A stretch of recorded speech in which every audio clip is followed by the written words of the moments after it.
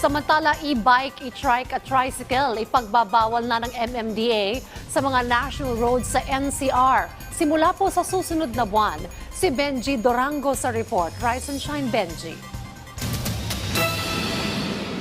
Muling pinulong ni MMDA Chairperson Don Artes ang 17 LGUs. Puro mga heads ng Traffic Management Bureau ng LGU ang kanyang kinausap para mailatag ang Implementing Rules and Regulations o IRR ng napipintong pagpapatupad ng pagbabawal ng mga light electric vehicles sa mga national roads. Nilinaw niya, tinatrabaho lang nila ang direktiba na 2020 pa inilabas ng DILG. Pero dinidraft po natin itong IRR para po sa mas nakakarami. Dahil gustong makuha ng MMDA ang tunay na pulso ng masa tungkol dito, inimbitahan din niya ang grupong tutol sa pagpapatupad nito. Malinaw ang gustong mangyari ng MMDA base sa napagkasunduan ng Metro Manila Council. Hindi na payagang dumaan sa national road ang mga e-bike, e-trike, kuliglig at tricycle.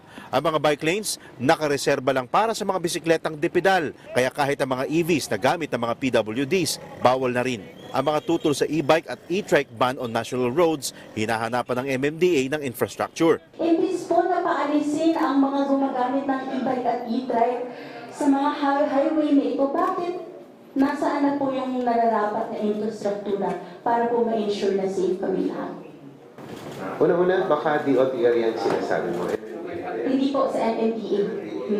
Anyway, ang policy kasi na regarding yun sa mobility ay nasa DOTR.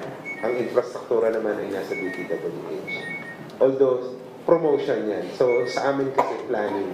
Ang kanilang argumento, pagsakal ito sa umiiral na EV law na mag-iengganyo sana sa paggamit ng mga electric vehicle bilang alternatibong transportasyon. Babasagin din daw nito ang pangarap ni Pangulong Bongbong Marcos Jr. na bawasan ng kalahati ang mga sasakyan sa kalsada na gumagamit ng petrolyo at itaas ang 50% ang bilang ng mga EV users sa 2040. Pero sa resolusyon ng Metro Manila Council na wag ng payagan ng mga EVs na bumaybay sa 21 national roads sa Metro Manila at sa ilang kalsada sa ilalim ng jurisdiction ng LGU, check down na mawawalan ng saysay ang mga EV na tinatangkilik ngayon ng mga taga Metro Manila na di afford bumili ng sasakyan. But I do hope that when you say open-minded, kasama din po yung MMDA in terms of changing mindset.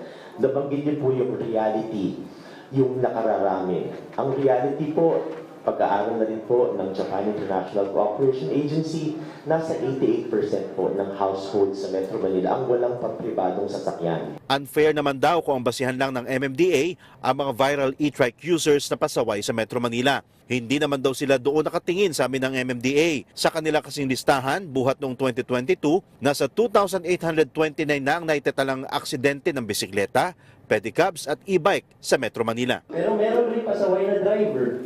May pasaway rin na nagmamotorsiklo. So bakit na may isang video na nag-viral, lahat ng 2,000 nag-i-drive, pasaway na. So that's another point.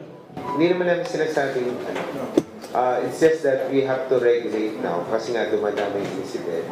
At kaya nga tayo nag-IRR to clarify things. Bagamat pinaplansya pa ng MMDA ang ilang gusot sa IRR bago ang implementasyon nito, seryoso naman sila na sa April 15 maipatutupad na ito. Pero mas maagang gagawin ang information campaign, bagay na dapat daw nilang madaliin para sa ikabubuti ng lahat. Wala pong bago dito.